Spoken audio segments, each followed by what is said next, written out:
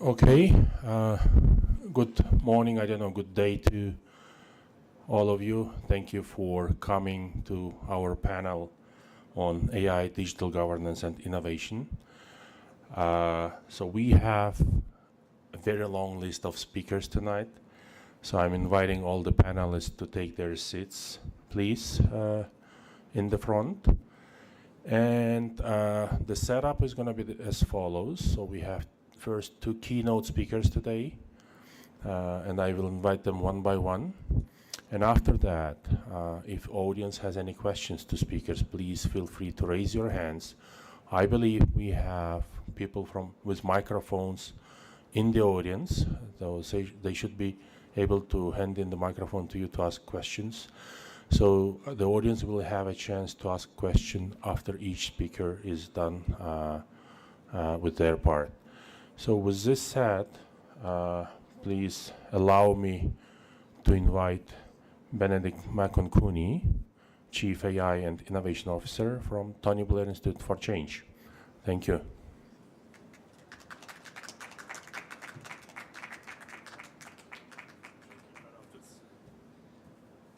Well, thank you, Nazim, and good morning, everyone. It is an honor to be here, and what a fantastic forum that has been put on. I had a little walk around just before my session, and incredibly impressive what is beginning to happen here in Uzbekistan, of course, in many of the areas that I'm just about to discuss. Secondly, I should also say, for any of the football fans out there, commiserations obviously to Uzbekistan with the loss this morning.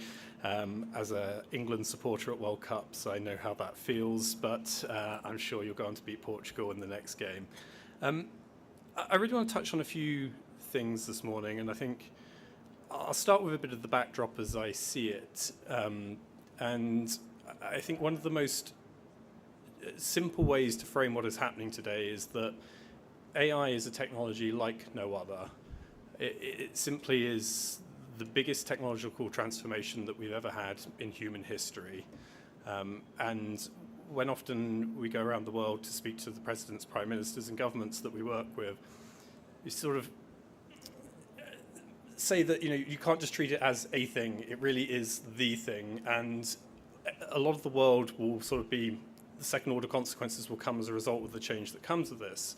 And I think if you then just look then in just very simple terms, if you go back to the Industrial Revolution, 200 years ago, the long tail of that potentially took a century to change through our societies, and arguably actually even still through the things like the energy transformation, it is still happening. Some of the big industrial components that we built in that early era are still very present in our society and still have ramifications.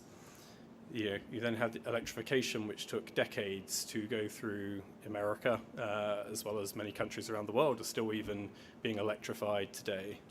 The internet, we saw the consequences, you could probably say 2 decades of change.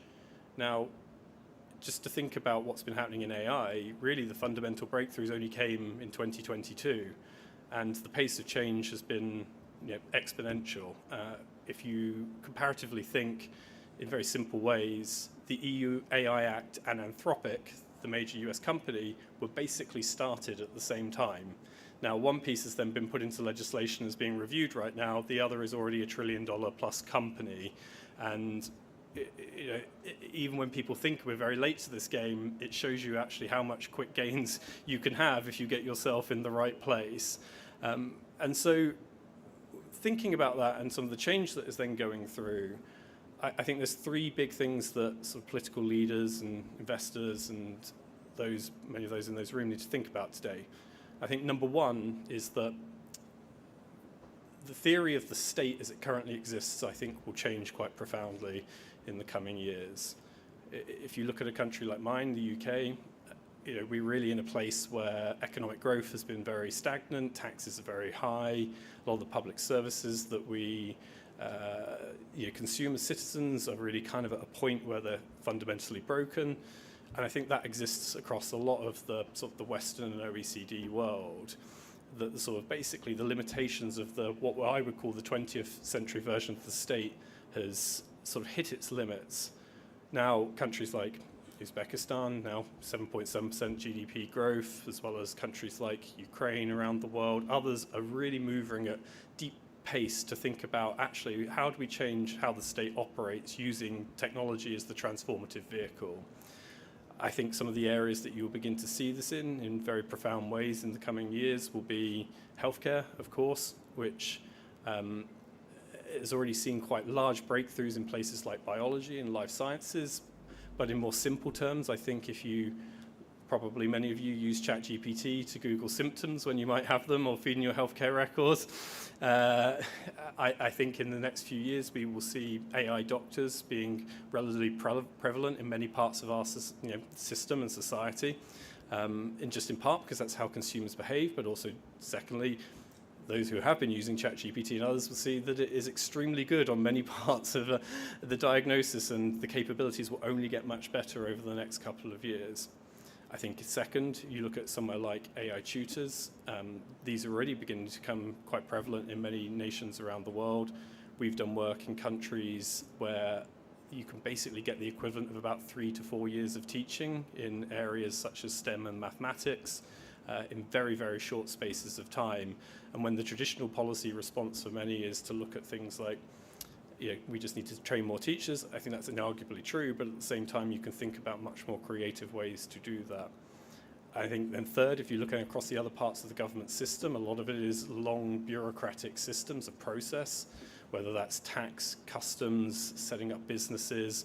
All of this can be automated in extremely profound and quick ways. And if you think about how the private sector is moving in this, a company like JP Morgan, let's say, who is obviously at the frontier, but invests 22 billion a year in technology transformation today. And governments need to begin to think about how they really invest for the ROI that they will get very, very quickly, I think, over the time. And I understand it is an investment up front, but I think those that begin to move very quickly today will see profound gains over the next couple of years. Now, the second big point I think that is worth then thinking about, if you can transform the state, I think you have to think of AI as a geopolitical system, not just a technology today. I think this has been very, very true for a number of years, but I think the events over the last couple of weeks with things like what happened with Mythos and Anthropic and the White House in the US putting on export controls on the most powerful models that exist today show that how tightly this will be controlled from the nations that are at the frontier. Arguably, if you look at that frontier, it is just two nations really at this current time, which is the US and China, with the US it still has a bit of a lead in the frontier models with Anthropic and OpenAI, and then with Google and Gemini. But China, with particularly some of the DeepSeek and the open source models, is arguably about 6 to 9 months behind that frontier. And then the others, such as the UK, France, Germany, Japan, and others have some capabilities, but are not quite at that point. Now, what I think that looks like in terms of what it means to govern is that if you're a political leader, you're anyone working at the forefront of this thing today, you have to navigate what will be new sets of alliances, new sets of controls, new sets of trusted partner networks. I think, for many, the question then becomes one of sovereignty. But I think there is a very, very deep risk in how some nations are treating sovereignty today. I think if you take an analogy to set up an airline, if you were starting an airline from scratch today as a nation, you wouldn't be deciding you need to build your own airplane maker. What you would be procuring from an Airbus or a Boeing or one of the other best companies, putting on your national flag, having your own pilots drive it, fly it even, and also then building your own network around this. And I think there's a profound mistake that some countries are making, thinking that, okay, there is some controls and there are some questions of whether we trust some of these nations today, but you can't just start from building a frontier model which might cost $1 trillion plus to train from scratch today, and you're going to have to think about how you ally with the most powerful nations on these capabilities.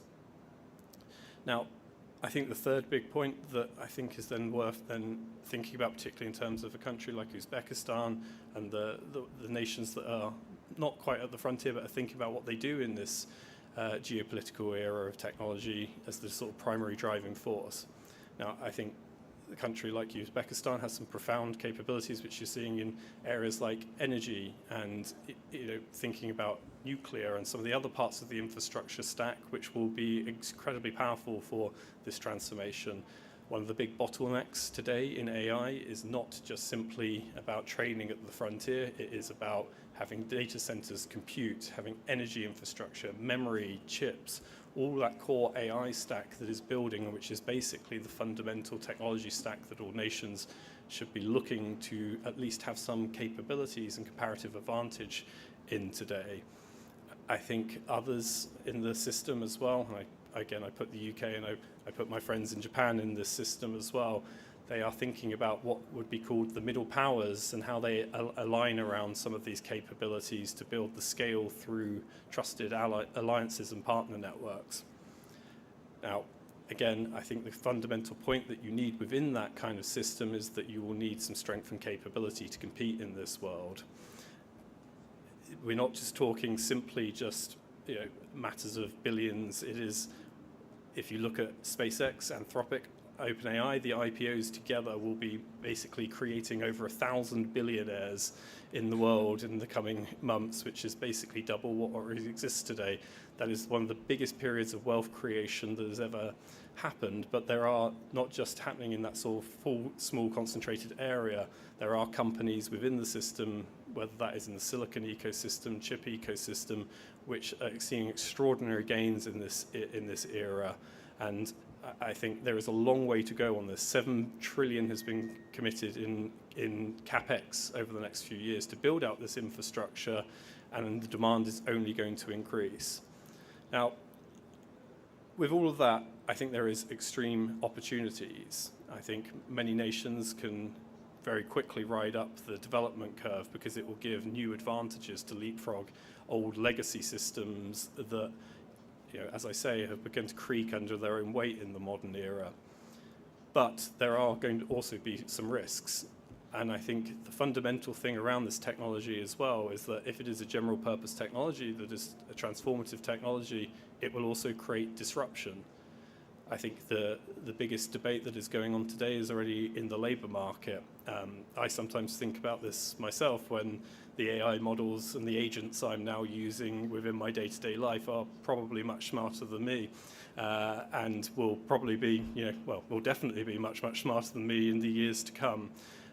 They can also work 24/7 and achieve a lot of the tasks which sometimes you just don't want to get around to, and I think the companies and the nations that really begin to adopt that at speed will absolutely move ahead. But at the same time, there will be a whole new social compact that I think will have to be drawn with workers and with citizens as we go through this change. Now, I think jobs will be created. I think more opportunity and economic growth will be created.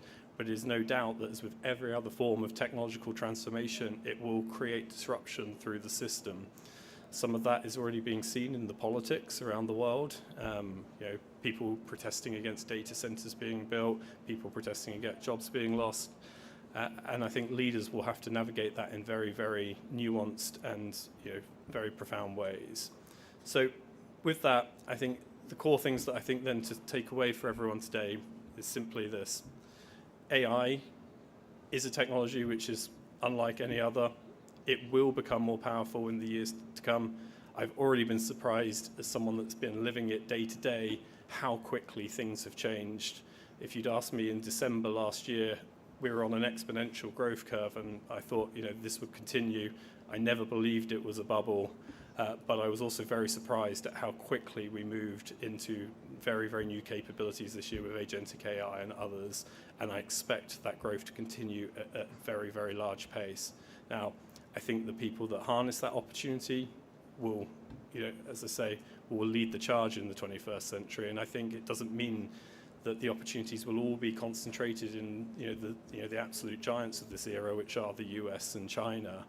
There are going to be plenty of market opportunities. There are also going to be plenty of opportunities for nation states that are innovative and think about this to harness that and to accelerate much, much faster in the years ahead.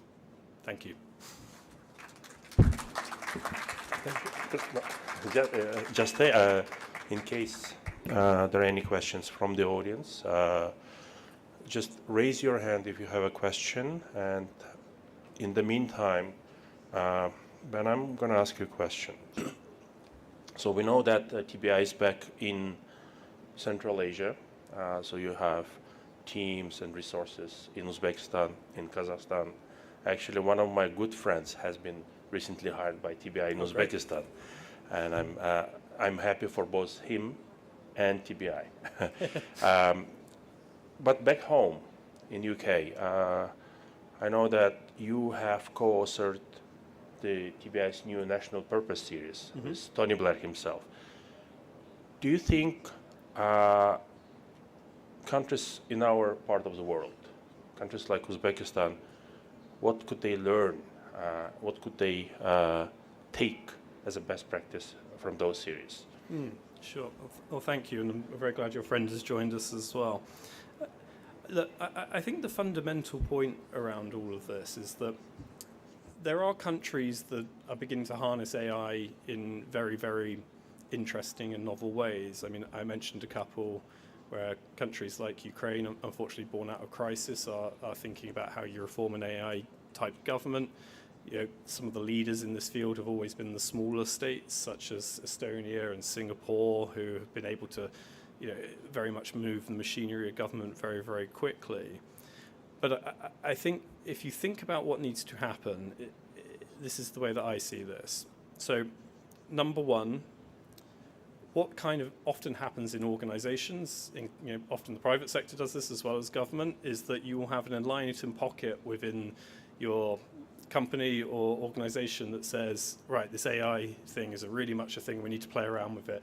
They set up some sort of small little pilots, they might increase their productivity, but it doesn't bring about the change through the system. Now, I think for companies, that means that the CEO has to be the one that sets the mandate for the organization. And the same is then true for governments, which is that if your prime minister or president or head of government isn't driving this change through the system doesn't really change. So the way that we see that then is this. You need to start with the central government reform, with the leader having profound capabilities in this space, because if the leader can move faster than his system and can push the system needs to catch up. So some of that is as simple as building your kind of private office, your central organization, to make sure that you have things like agentic delivery systems, that when you're a prime minister and say, I want that to get done, you know it's going to get done, because that is not always the case in how systems operate. I think secondly, on that, you then need to begin to think about your wider digital and data architecture across the whole of government and how it begins to interoperate and share information, because part of the problem with things like delivery is that if you don't know what's going to happen across the system, where procurement stalls or where the points get sort of choked, you're going to be chasing that via email and WhatsApp, etc. Whereas actually interoperated data systems with understanding what's happening across the system at any kind of given point will allow you that granularity and fidelity to change the system. I think then the third point is then think about the use cases that you really want to deliver as well, because I think one of the core components that people get a little bit confused about sometimes is almost where to start. It's this general purpose technology, and you can play around on OpenAI or Claude Code and do some pretty interesting things, but what is the problem you're actually trying to solve? Now, I named a couple of areas where I think this is reasonably sort of simple to think about in terms of actually the outcomes you're trying to get, i.e. things like improving education or improving healthcare, but still how you begin to change that system to deliver that is extremely, extremely hard. But I think there are going to be lots of other points of low-hanging fruit, things like just how quickly to set up a business and know your client, compliance, automation of things like passport or driver license, etc.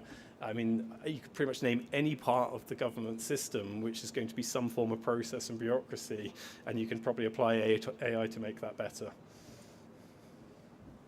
Okay, thank you. No questions from the audience? I don't see any hands. Then thank you so much, Benedict. Thank you. And with that, I would like to give the floor to Takahiko Matsuo, Vice Minister for International Affairs at the Ministry of Economy, Trade and Industry of Japan.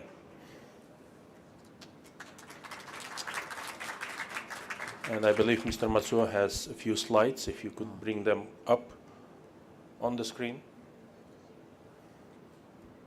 Uh, Good morning. It's a great honor for me to join this wonderful forum. And I'd like to firstly express my sincere appreciation to government of Uzbekistan for this wonderful opportunity. Today, I'd like to briefly introduce 2 points. First one is regarding our policy of Japanese government related to this AI. And secondly, second point is regarding our cooperation related to AI or AI ecosystem between Uzbekistan and Japanese government. First, it's regarding a Japanese AI-related policy and a thought behind this policy. And I'd like to briefly make 3 points.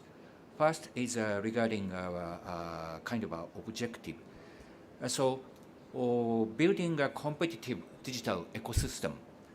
This has become a strategic priority shared by countries around the world. And Japan has set a goal of becoming the most AI-friendly country in the world for both development and deployment. At the core of this vision is the concept of trustworthy AI. And we are promoting industrial transformation and strengthening competitiveness through the practical implementation of AI while maintaining a balance between innovation and risk management. And secondly, we also recognize that the nature of AI competition is changing. This nature of a competition is the second point. The focus is shifting from a competition based solely on the performance of large-scale foundation models to competition based on the ability to create real value in industry through the effective use of data and practical deployment. In other words, in our understanding, implementation capability is becoming increasingly important. And here, we believe that Japan and some other countries like Europe have a chance. And in this context, Japan is focusing on vertical AI tailored to specific industries and also physical AI that operates in the real world. We are leveraging the vast amount of operational data accumulated in sectors such as manufacturing. We are also promoting the development of a multimodal foundation model capable of integrating and processing diverse forms of data. Just everyone started developing this multimodal foundation model, and it needs lots of diversified, wide range of data, including operational data of machinery, human personal data, including healthcare data. So there must be some chance for us. It's our view.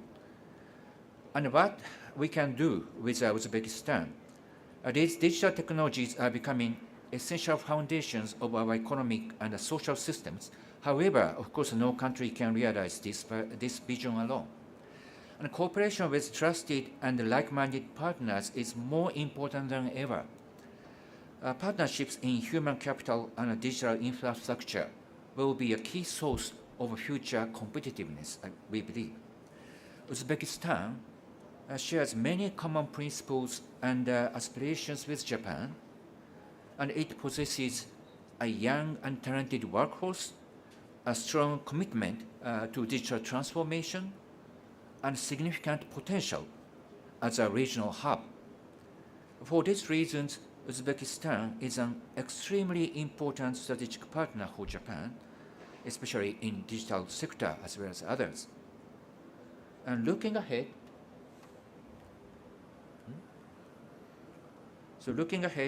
I'd like to highlight 3 key areas of cooperation. First, human capital development. In the AI area, talent is as critical as technology itself. The ability to develop, deploy, and effectively utilize digital technologies will determine future competitiveness. Japan and Uzbekistan have signed a memorandum of cooperation on digital human resource development. And based on this memorandum, we are supporting integrated efforts to develop talent in Uzbekistan and match them with employment opportunities in Japanese companies. Second, strengthening computing capacity to support AI development and deployment. Projects involving Japanese companies are already underway in Uzbekistan to develop data centers and highly efficient computing infrastructure integrated with power systems. Access to computing resources is becoming a critical factor in the AI era, and we believe this area offers significant opportunities for bilateral cooperation. Third, developing trusted communication infrastructure. Japanese companies have already begun contributing in this field as well. In particular, the application of next-generation communication technologies, including photonics-electronics convergence, is beginning to take shape here in Uzbekistan. These technologies will provide an important foundation for future digital growth. In closing, let me emphasize that digitalization and the utilization of AI are not just technological developments. They represented a process of redefining our economic structure themselves.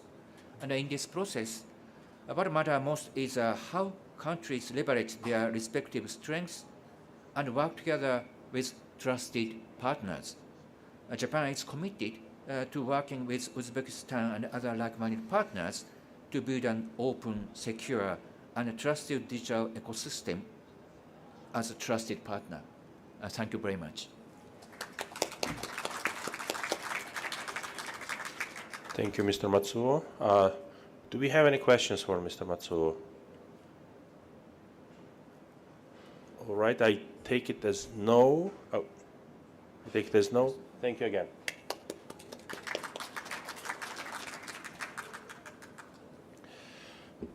Now back to a representative of our host country. I'm pleased to give the floor to Makhliyo Muhsinova. She's Deputy Director General at IT Park Uzbekistan. And well, I have to say that as a policy consultant, I have personally been watching IT Park's development over the last 3 years. And it's impressive. I've been witness of your roadshows around the globe. And I think it's already over 3,000 presidents that you have at IT Park. And I'm especially impressed and amazed by this ambitious goal of 5 million prompters that IT Park is part of this national goal. So, Makhliyo, the floor is yours. Thank you.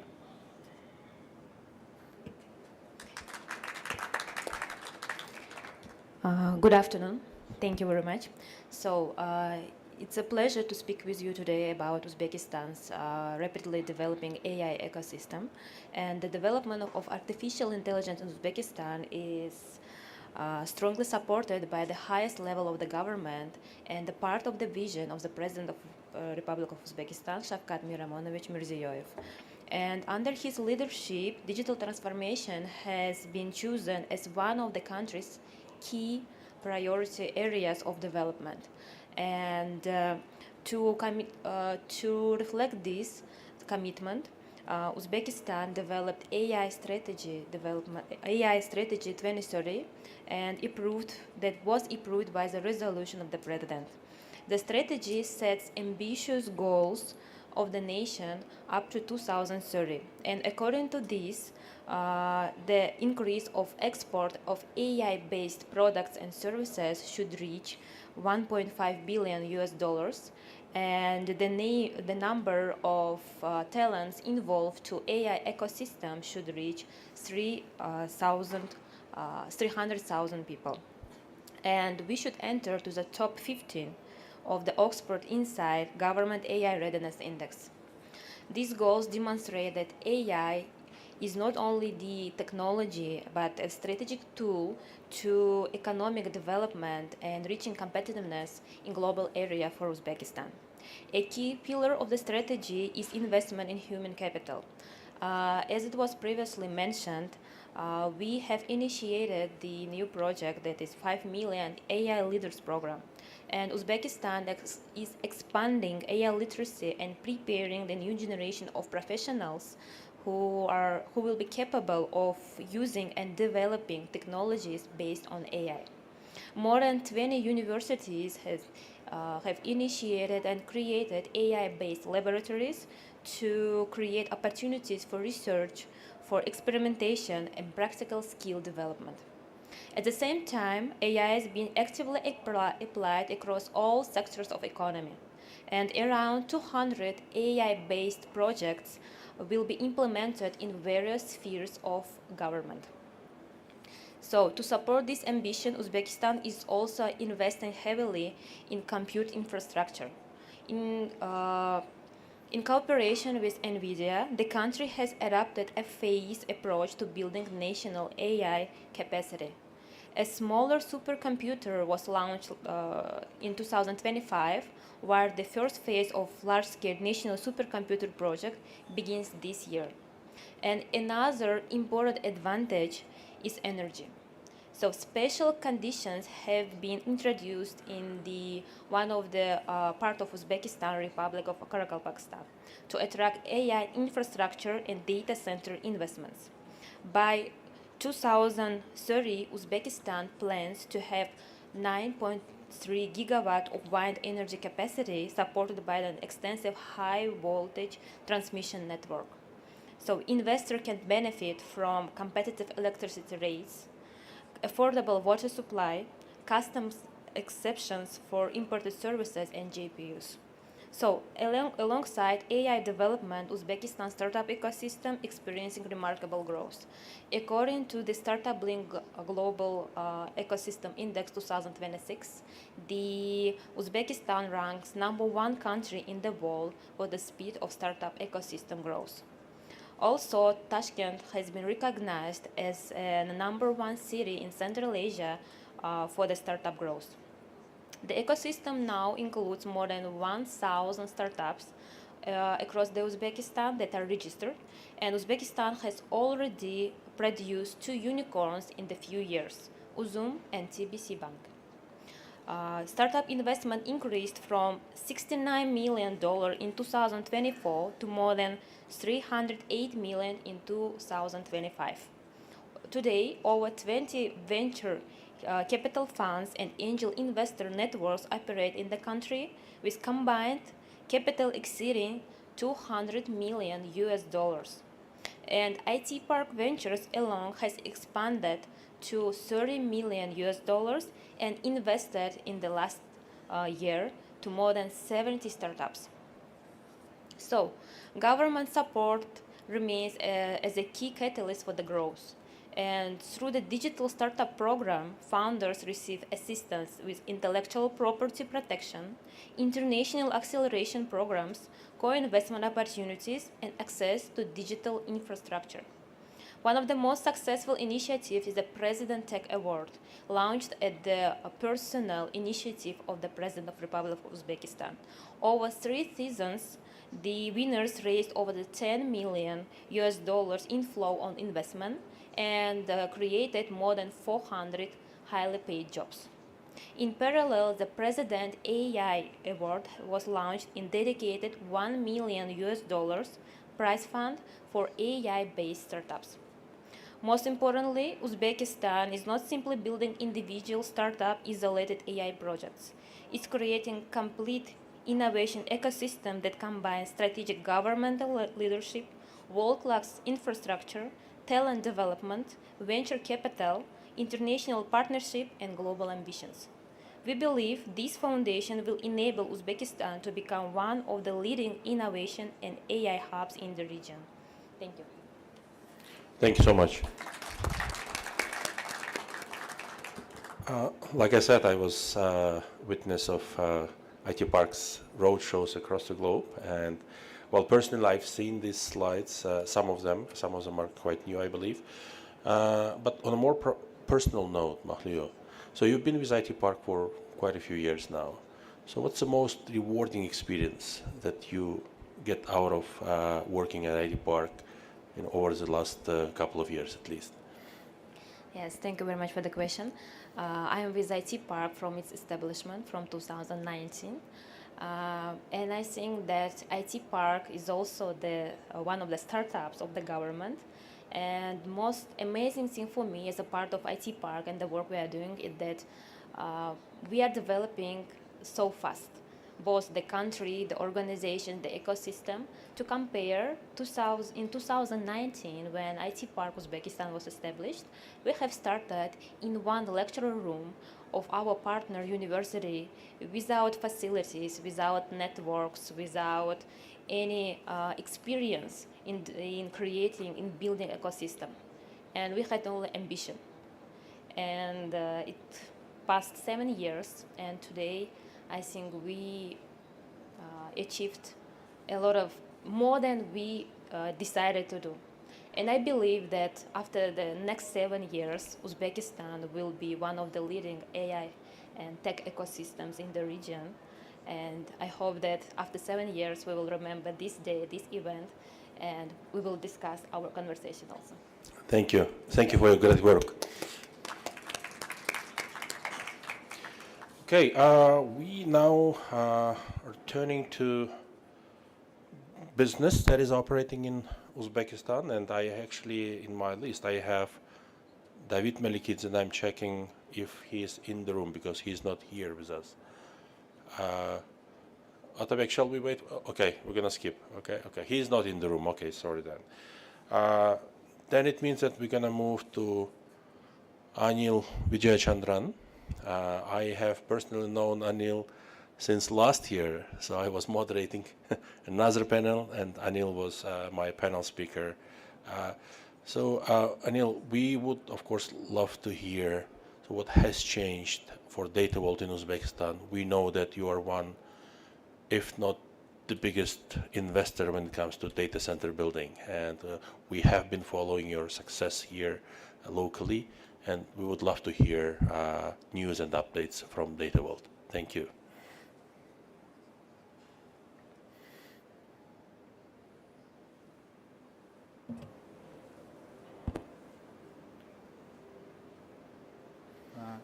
I think there are slides. I don't know whether they've been... Can you bring up slides, please, for Data Vault?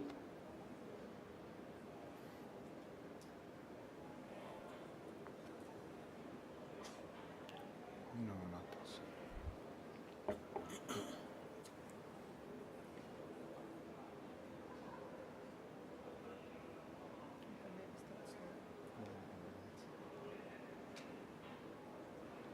Yeah, that's... thank you. So yes, I, as you know, the introduction said, I kind of represent Data Vault.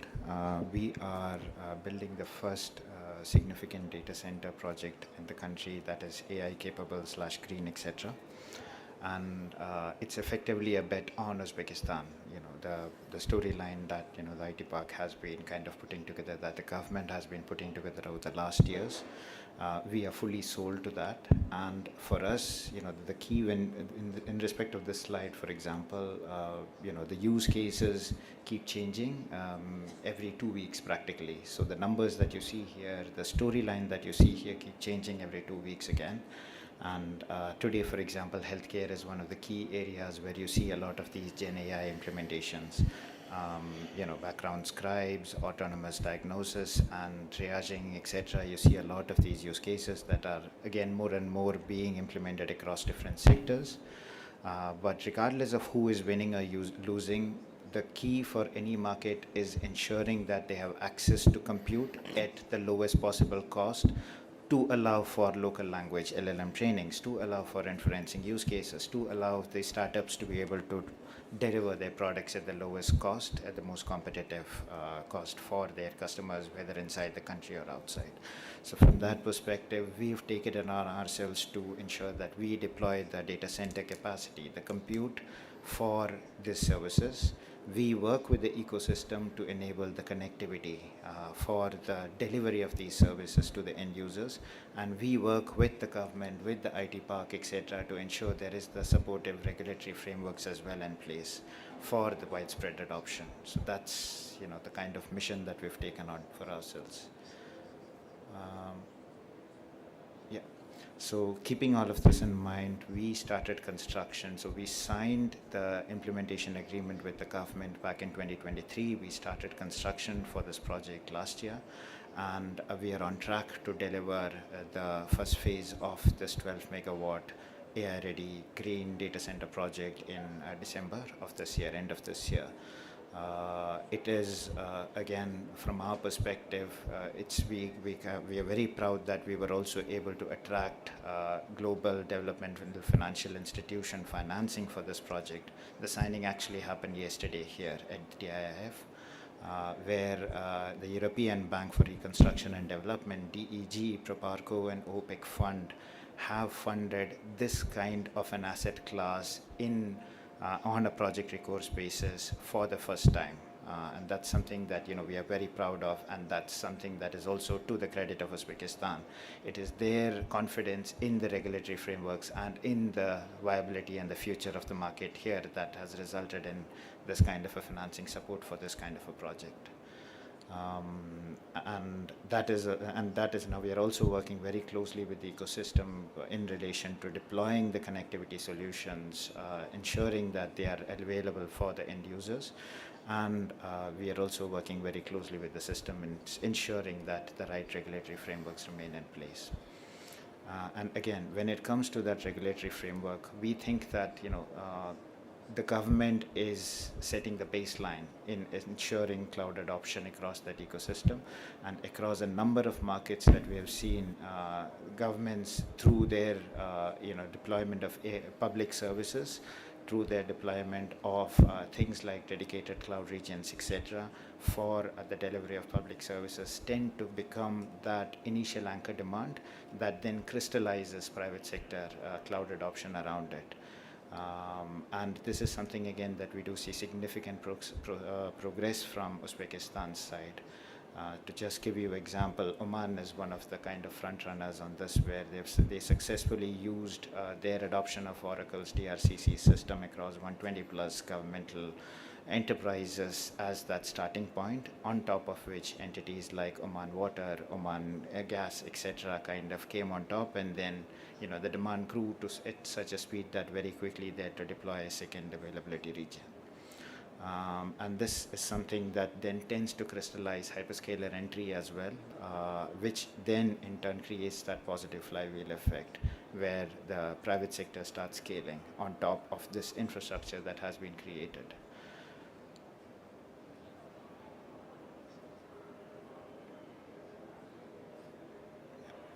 So yeah, I mean, effectively, from our perspective, we kind of think of this initial infrastructure that we develop as that core on top of which a lot of this can be built, creating that positive flywheel between proving capability, which then translates into hyperscaler entry, creation of local champions across multiple use cases and ecosystems, which in turn then drives that market maturity and AI adoption.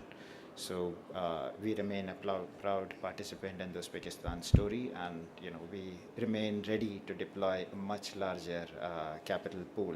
So we've already made commitments on a multi-billion-dollar, multi-100 megawatt kind of capacity deployment pipeline, and we look forward to working with the government and the ecosystem and converting this into reality.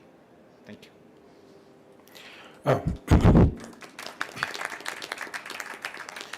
Well, it's interesting. I looked up, I actually asked Gemini what Gemini thinks of Data Vault, and I'm going to read it out loud to you, Anil. Maybe you'll be surprised, maybe not. So Data Vault builds critical infrastructure with a core philosophy of bringing power and cooling to the data rather than the other way around. Could you please briefly reflect on this and how it makes Data Vault unique and different from others? Understood. Of course. So we belong to Data Vault, belongs to the Vision Invest group. So this group has significant investments, $120 billion plus of investments across a number of countries in this ecosystem. And we are a very proud member of that group. And this is effectively the mindset that we come from, is the deployment of critical infrastructure in countries that we have the greatest confidence in. We are a significant investor in Uzbekistan. Our group companies, which including Vision, that signed yesterday a milestone airport project, including Aquapower, which is a group company which has the largest deployment of critical energy infrastructure in the country, and including a number of other entities who are very actively working in Uzbekistan as well as other markets in the region and around the world. And we have been deploying these energy infrastructure, desalinated water infrastructure, critical infrastructure, etc., across multiple sectors. And these are then capabilities that effectively we bring into the digital infrastructure space when we step in. So we ensure that that we are able to also deploy the supporting infrastructure around it, which includes the renewable energy generation, which includes the grid strengthening, which includes the the water and the utilities availability, etc., to ensure that we are not let's call it imposing an extraordinary load, right, when we do this to the local ecosystems when we step in. And we also bring in the innovation that ensures that whether it is cooling infrastructure, whether it is energy integration, etc., that we are able to offer the most efficient and the most cost-effective services in the digital infrastructure we deploy. So it's the strength of the group that we bring to the table when we deliver infra. Thank you so much for your hard work in Uzbekistan. With this said, now let's jump into a completely different industry. It's industry about air flights, airports, and this company actually serves over 400 million passengers annually. And actually, as I was preparing for this panel, I knew about their Samarkand project, but Aytan, just right before the panel, she shared with me that they have just another project in Uzbekistan.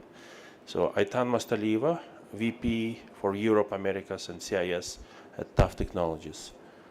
To you.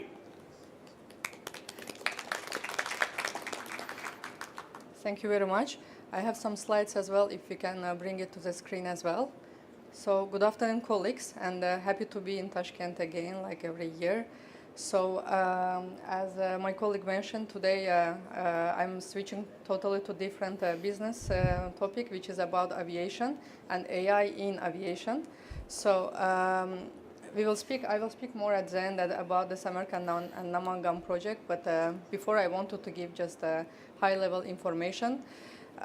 So we are actually at investment forum, and in general, when we say we speak about investment, we are thinking more like a building, like runways in aviation specifically. However, there is also another type of the investment which we are supporting in the market is a digital investment. So if you look to the graphs that in the slides, we can see that we already forecast for 2026 to have more than 10 billion passengers globally, and next decade it's actually planned to be double, which is a big increase. And you can also see the increase rate per region, and Asia Pacific region is keeping the leadership in this growth. And if we speak and if you look specifically to Uzbekistan, Uzbekistan actually has I was actually in the conference also last year and speaking to colleagues at everywhere actually in the aviation conferences. We start to use Uzbekistan as an example because the growth is so fast. And we can see also in this graph as well that you can see basically in the pink color, this is Uzbekistan, and the blue one is the growth rate globally. So the aviation, the passenger numbers in Uzbekistan has been increased dramatically, and it's like already 15 million for 2025, and it's planned to increase more in coming years. But what is happening with this increase? Yeah, so the increase is great, but then there are challenges coming up with this, and one of the challenges is that it means more passengers, more flights. And for airports and airlines, it becomes a bit difficult to manage all these operations. And what we are bringing here is basically AI is coming to the picture. So as AI is used in different industries, also we start to use it in aviation as well. And on the first day of the conference, I was listening to my HY colleague's presentation, and he was also talking about this digitalization and AI, and saying he also mentioned that they started to use it at HY operations, which was great to hear it, because it's really helping a lot, especially on predictive maintenance and on operational efficiency. It helps for airlines and airports to manage it better and to predict the upcoming problems, and to be more reactive and prepared. In terms of the airports, maybe it's this business, maybe for some of you is new, but just to give you high-level information, for airport we divided for 5 stages for development of the airport. Yeah, so we start from the stage 1, like monitoring, analyzing, then third one the forecast, manage, and the last one is the intelligent. Yeah? Intelligent is where the AI, this is the 5th stage, where AI is coming to the picture.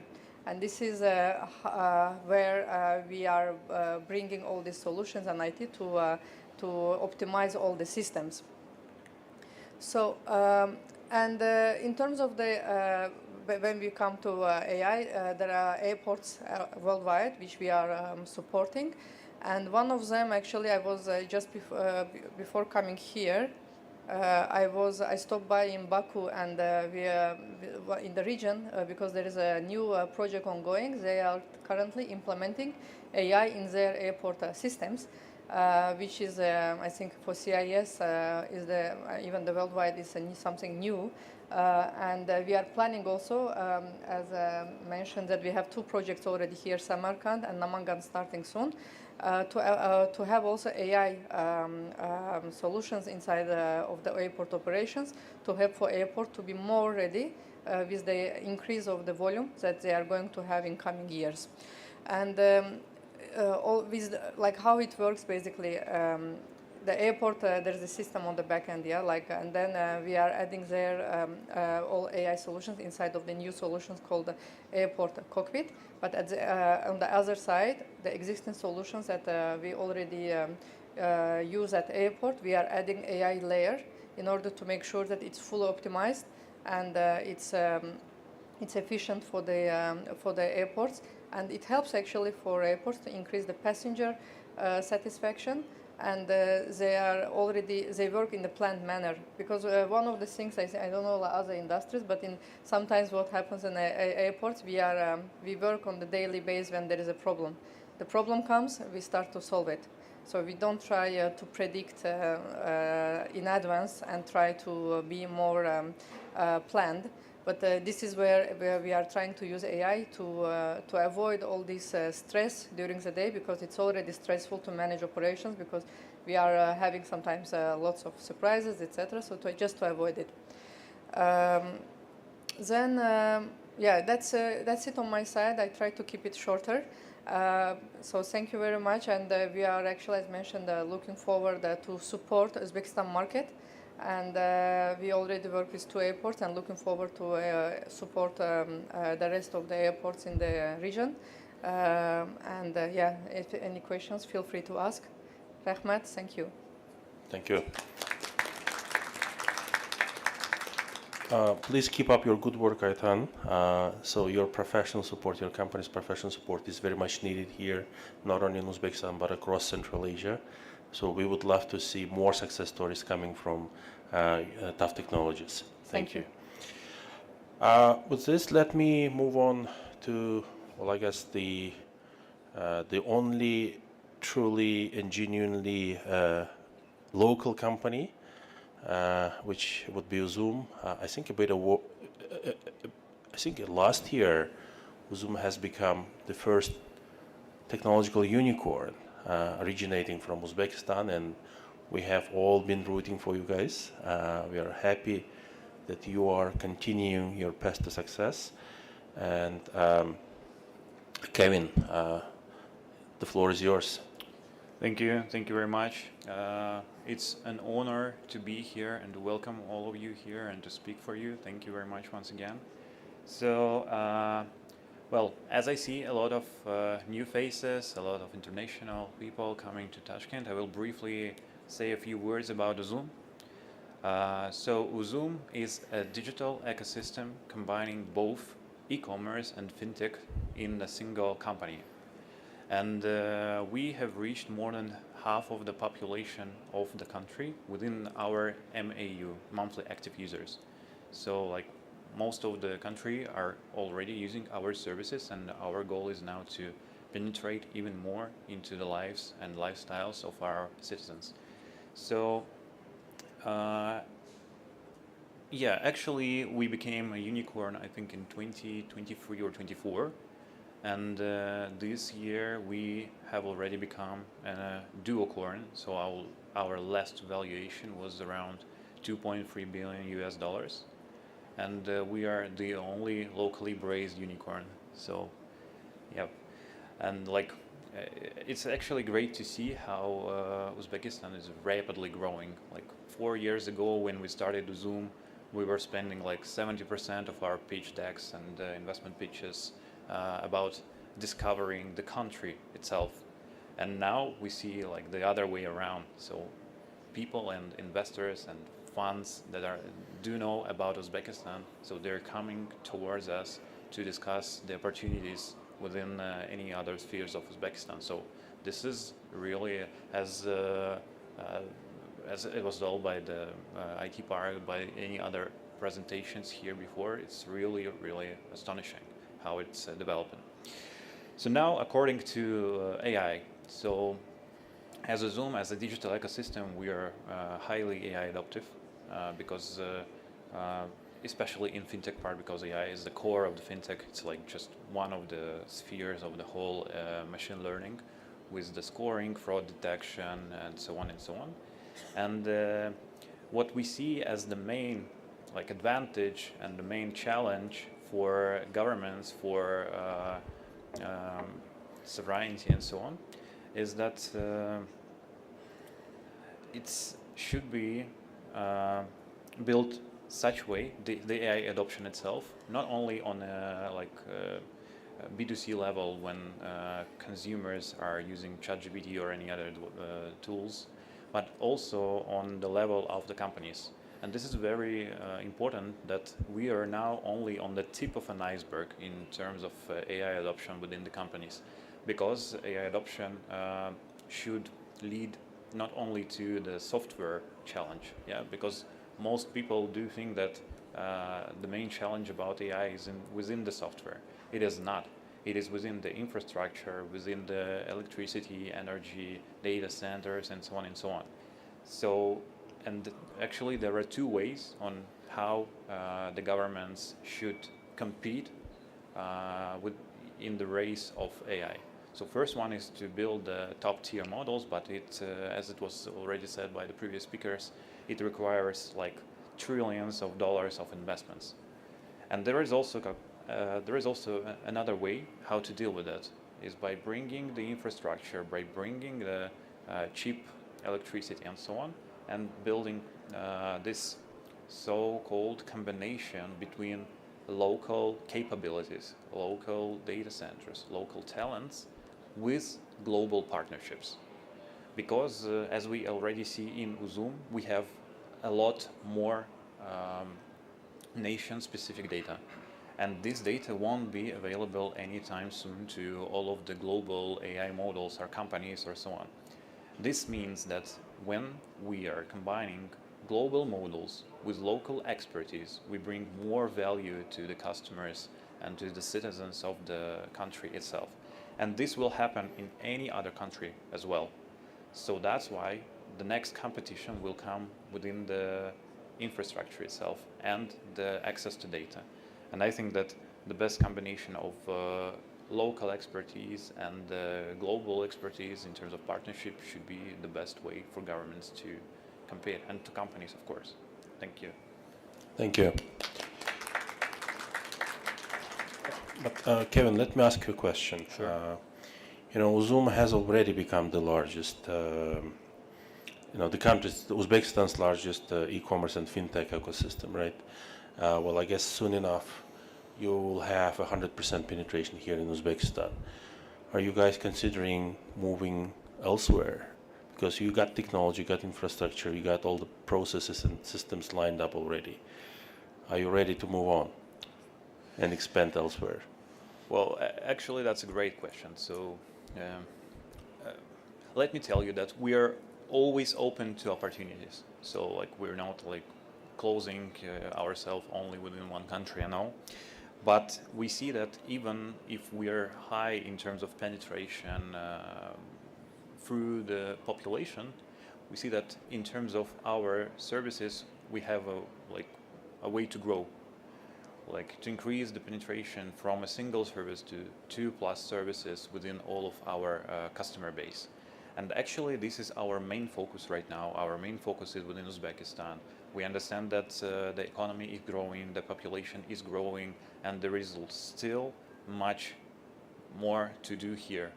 And maybe we will also combine it with some kind of partnership with the foreign companies which are working in a closely in a close and similar markets as well. But for now, we are like strongly focused on Uzbekistan.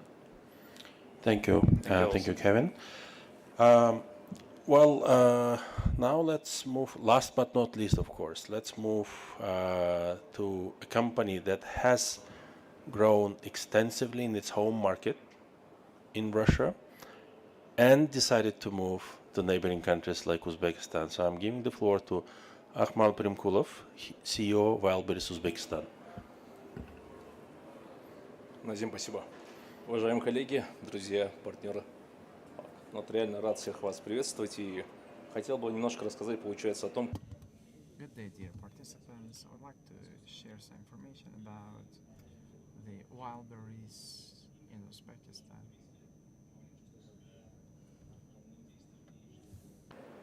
Искусственный So that you as our consumers could feel comfortable in your actions. AI should be the supporter. Our company, as the company that exists on the market for 22 years, this is not the advertising, this is the fact. 82 million consumers annually monthly use wildberries. As we are going to have the expansion into the countries, we have over 150 million clients. And if we talk on that daily, there are 20 million orders. It signifies that our work model is very well used, and it's really raises the interest of the users. We work in the B2C, B2B line, and in general, for the consumers, for the users, this is something that gives the proper conditions. For B2B, it gives the opportunity to have the predictable system. You can transparently see where the warehouses are so that you do not have either a low amount of goods or the too high amount of goods. So we can track the good on all the path until the point where the users take their orders. So this is one of such companies that allows us to see the demand of the companies, of the users, and to harmonize this all, we need to have the development in the sphere of AI. So this the AI allows us to make our professional life simpler, because it takes the routine work and deal with the complex parts that are related to our everyday activity. With this, I can complete. Thank you very much, Akmal. I have a couple of questions. I will give the question now in Russian. There is a very interesting number saying that in 2025, Wildberries Uzbekistan, the total amount of Uzbekistan products sold there is 1.5 billion USD, and export markets are the nearest countries, the neighboring countries. Could you please say Wildberries Uzbekistan? Is the orientation and focus to the local goods? Is this the priority for you? I think as any country had. My country is a priority, of course. But let's start in order. Yes, 1.5 billion, almost 1.5 billion is the total sales of the local goods. And I need to highlight that 1.5 billion, this is the number that was increased. In 2021, 418 million USD, 605 million USD. And the next year was the sales of the local goods. But the brand is rapidly developing and enters other markets. The interest rate from the buyers and the expansion that is increasing to other countries. There is a huge growth potential and increasing demand from the population, because people buy the products that they need, including the textile products and other sector products that are produced in Uzbekistan. Also, I need to highlight that Uzbekistan has huge potential in terms of industry, especially in textile sector, as we have all needed conditions for the Uzbekistan producers to enter the global market. And thanks to such platforms as we are, they get this opportunity. We have the complex program of entrepreneur support that provides training first. Secondly, they have the preferential terms for the use of the platform, and they have advertisement. And thanks to this, I can tell that over 100 Uzbekistan brands in the period of 2025-2026 have already left the standard sales at the local level to the global level. So we see the demand. For example, there is Bonito Kids, Uzlider, and some other textile companies, and also the producers that produce metal products, that is Davar Metal. So people who used to sell their products at bazaars, at the local markets, they enter now the digital platform and enter the global market. And they can get rid of the overdistribution. As for me, this is a wonderful opportunity, and we have the wonderful opportunities to scale up the business. So I believe that thanks to such correct way of collaboration with Uzbekistan and us, we can reach colossal results in terms of e-commerce and sales. Thank you very much, Akmal. So we have, this is the end of our panel speeches, and we have about 8 to 9 minutes, and I'm looking around the audience. If the audience has any questions, just please feel free to raise your hand, ask your question either in Russian, Uzbek, or English language to any of the panelists. Yeah, please just raise your hand and get the microphone. The team, can you please just pass the microphone? I see one hand up there.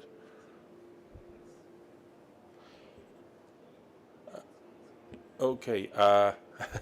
Just yes, we have. Let's move Q&A to a bit later time, because we have, I believe, David Melikidze from Uzcard, CEO of Uzcard. David, we've been waiting for you. We were supposed to give you the floor in the first place, but, как говорится по-русски, лучше поздно, чем никогда. We are happy to see you. Thank you. Yeah, please feel free. Yeah. Yeah, we knew that our panel starts at 4, so it's been rescheduled today morning. So I had a, unfortunately, very important meeting today morning. So that's why I'm late. Sorry for being late. So in few words regarding Uzcard and how we see the development of the payment infrastructure on the market, let's split the phases, right? So the first phase on the market was what we call open banking infrastructure, and it allowed disruptive players as a fintech players to find Uzbekistan as a most attractive market. So, and what open banking is giving to the market is a bank agnostic approach. So when all the clients can use their financial products in every banking app, in every fintech. So this was the first phase.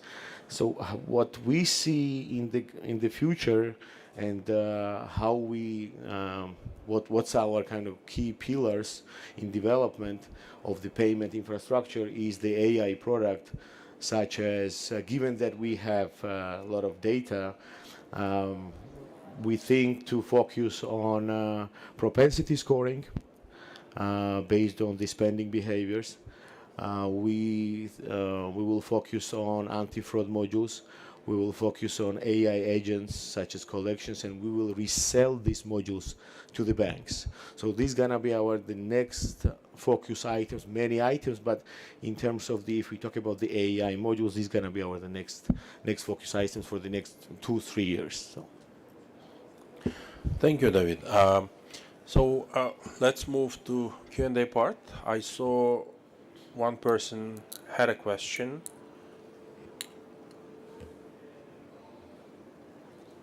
Anyone? Questions? Yeah, okay. Thank you. Please, get the microphone to the...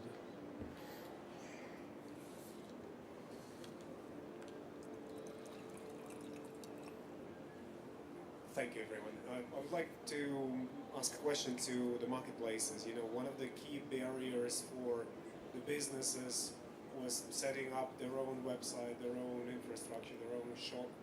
With AI, this has become increasingly easier. Do you guys feel threatened by it, or are you benefiting from this? Let me please answer the question. Yeah, so I think that for any merchant, it is a good combination of having their own direct sales combining with the marketplaces. But marketplaces gives more than only website and like the basic web infrastructure. So we also give warehouses. We're giving logistics. We're giving traffic, and which is like very important because for most direct channels, it's very hard to find the traffic.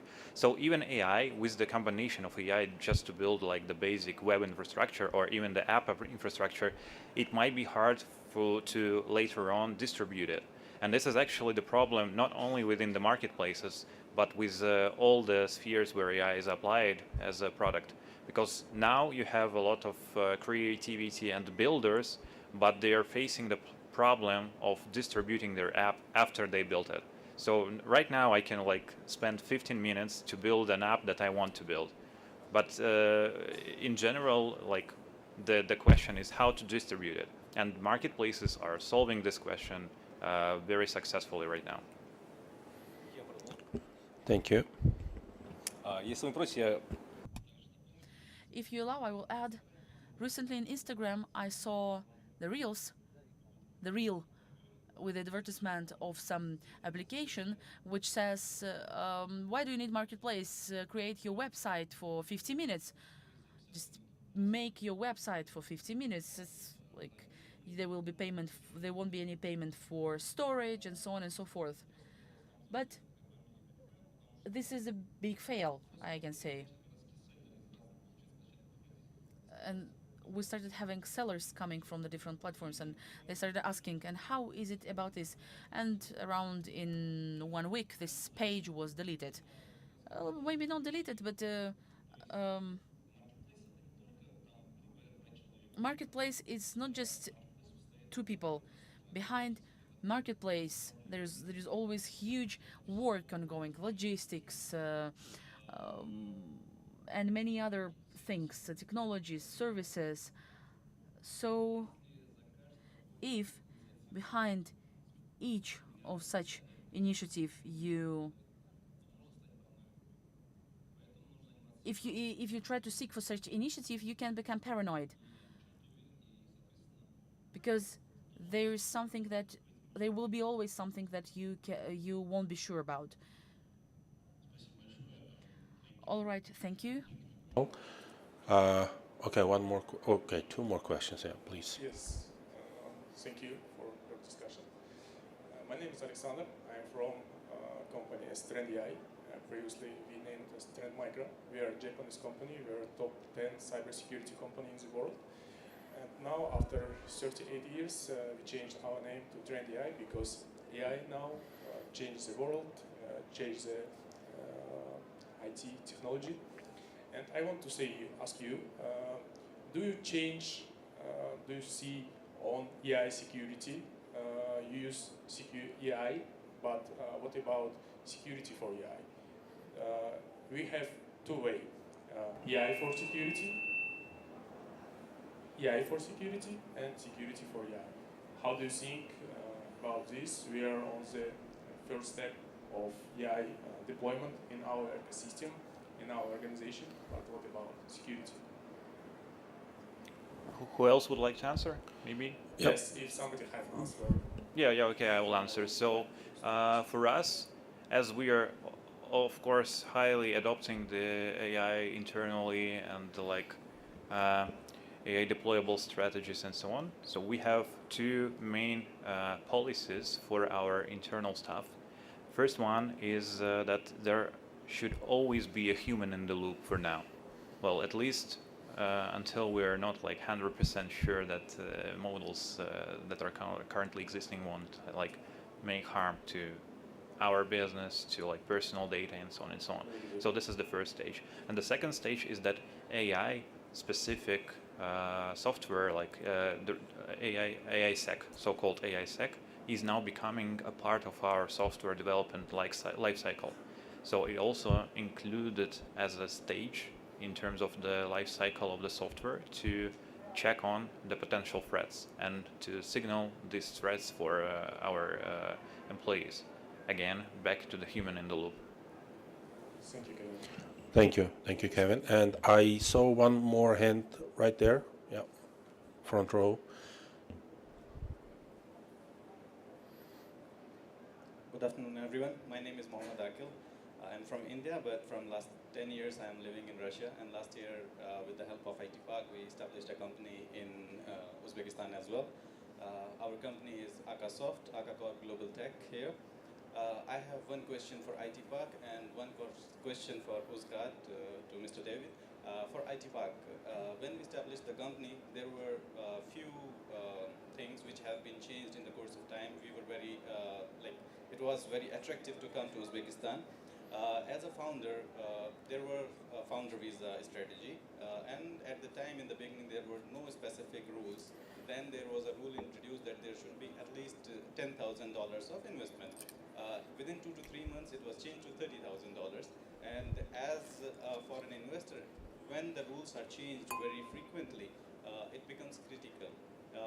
Is there anything when we can specifically say that there could be some specific rule established and it will be staying for a bit longer time, for maybe 2 to 5 years?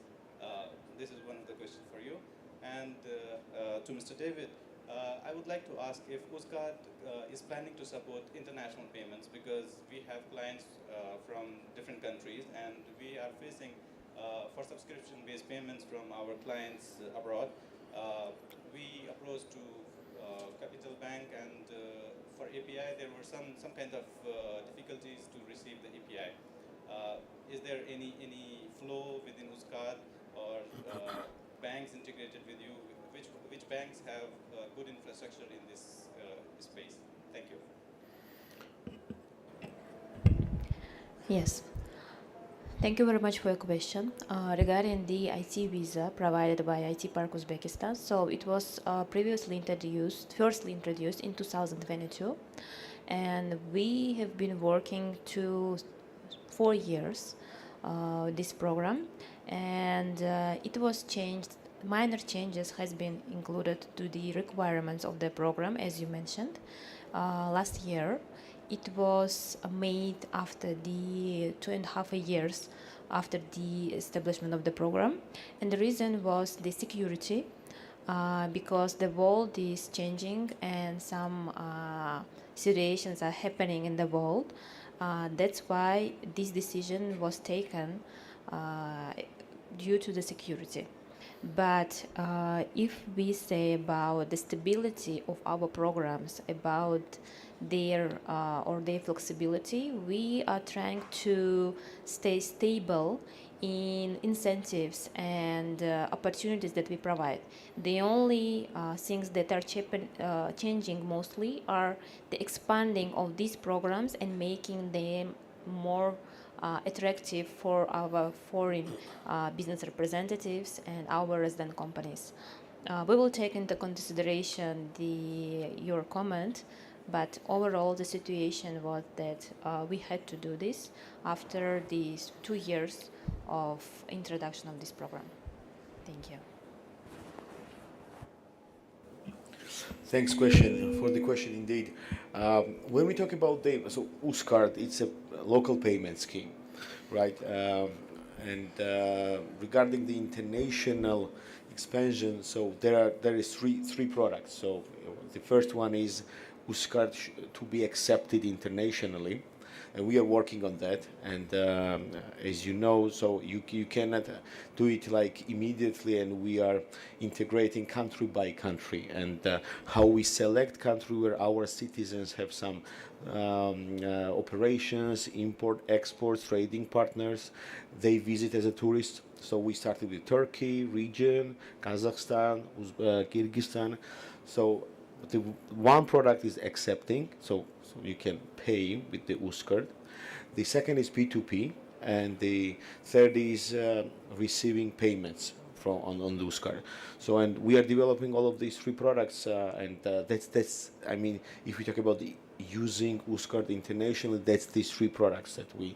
So, Turkey will be launched in the coming months. We already doing Kyrgyzstan and P2P product. So, and we will also launch the Kazakhstan in the next few months. So, and that's what we are doing. I mean, when we talk about the international expansion, yeah. Thank you so much. We are almost on time. We are finishing up almost on time. I have been receiving signals that we should now cut short. I would like to thank the audience for your interest and your questions, and I would like to also thank our panelists for very informative speeches. Thank you all. We're done. Thank you.